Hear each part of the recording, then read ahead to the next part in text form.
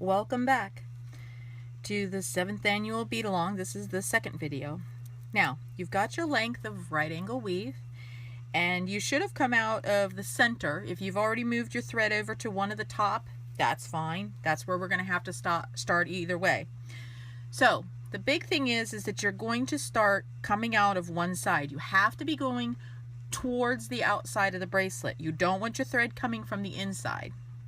Okay? So what we're going to do is we're going to pick up one seed bead, and it doesn't matter which color of the crystals, just pick up one side of the crystal, one color of the crystals. Now, once you do this, we're going to actually totally ignore the rule that I said in the last video about going straight across, because this is an embellishment, this is over the top. And so you're actually going to go at a diagonal. Now again, the thread is coming out of this side of the bead, so you need to go into this side of the bead. Okay? And when you do, and you pull this tight, you will get a nice little diagonal stitch.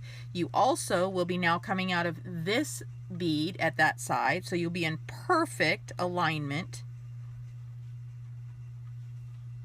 to do the next stitch. So you add a seed bead, a crystal, and a seed bead, and once again you go through, you're coming out of this stitch and you're going in through this stitch, so it will make a perfect diagonal. Now don't pull too tight, but if you do pull a little bit and it kind of curves in as you're going down the row, don't worry too much about it, because when you come back the other side, it will tighten up the other side. And the reason I always put a seed bead on either side of the crystals is because the crystals are very sharp. Now if you're using wire and you're making something like a necklace, it will not cut the wire. But if you are using thread, the crystals are so sharp that they actually will cut into the thread and often will break it. So putting a little glass seed bead, which is nice and rounded, kind of like a little donut, on either side will stop that thread from actually going up against either side of the crystal. Now, of course, I am working as I'm talking, and you can see mine's already pulling in a little bit. You don't want to pull it really, really tight, because you don't want it to cut the thread or break the thread, but you want to give it a good tug. If you notice, I go through and then I kind of tug it a little bit, and it is starting to curl. That's fine.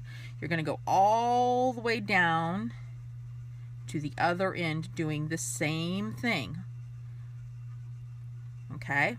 Now, I'm going to finish my other end in a moment so that I can show you how to come back on the other side. Basically, what you're going to do is, once again, you don't want any threads across the center except for the embellishment. So when you get to the end, you're just going to move your thread around the glass pearls that are already there, and there's no right or wrong way to do them. You just need to move it from one side to the other without going through the middle.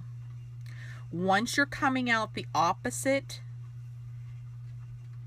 bead at the other end, okay, again, away from the center, you're going to do the other crystal.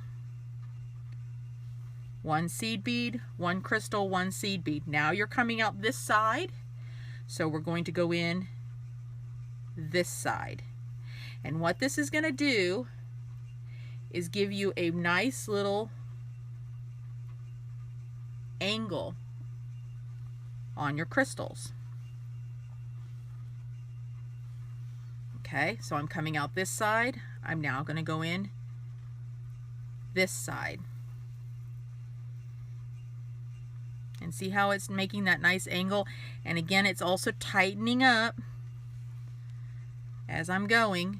And now most of these beads are going to have at least 2 threads through them, and so it's tightening up and stiffening up the bracelet as I go.